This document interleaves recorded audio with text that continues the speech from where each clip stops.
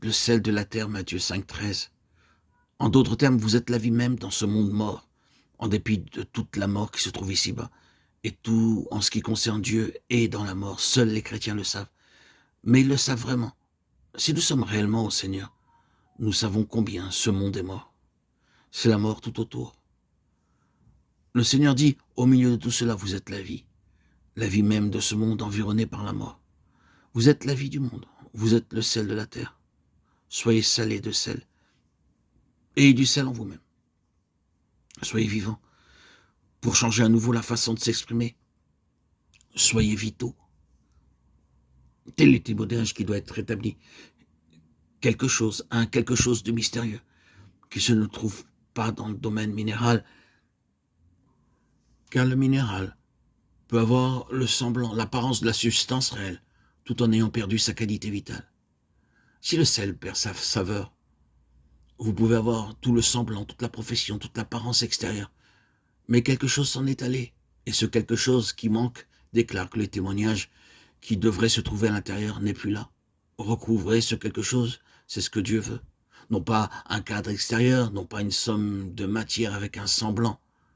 C'était la plainte déposée à la porte d'une église dans le livre de l'Apocalypse, qu'ils passaient pour être vivants et qu'ils étaient morts. Apocalypse 3. Non, pas cela. Mais ce quelque chose de mystérieux touchant le peuple du Seigneur qui vient de Dieu lui-même et qui parle de la présence de Dieu au-dedans d'eux. Nous trouvons des illustrations de ceci dans l'Ancien Testament.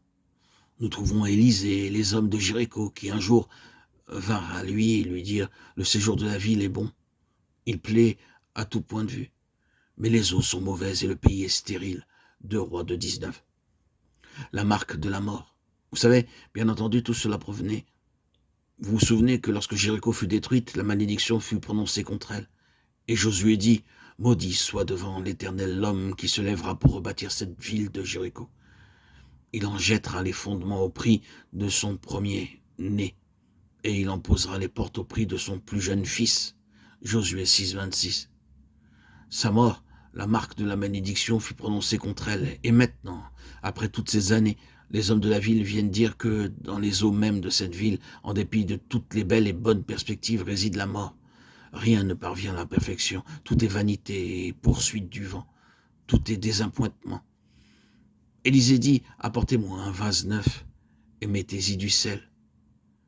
Ils lui apportèrent le vase neuf et y mirent du sel. Et ils vidèrent le tout dans les eaux, et les eaux furent assainies. La mort fut détruite par le sel. Mais il dut se trouver dans un vase neuf. C'est la résurrection, la nouveauté de vie dans une nouvelle création.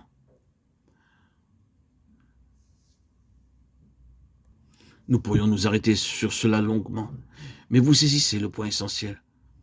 Si Élisée est le prophète de la vie, et il l'est sans aucun doute, car tout le concernant et toutes ses œuvres parlent d'une vie vainquant la mort. Voici le témoignage. Le sel est l'emblème de la vie qui détruit le pouvoir de la mort et de la stérilité, de ce qui est infructueux et du désappointement. Cette vie est une vie merveilleuse. Vous êtes la vie de la terre.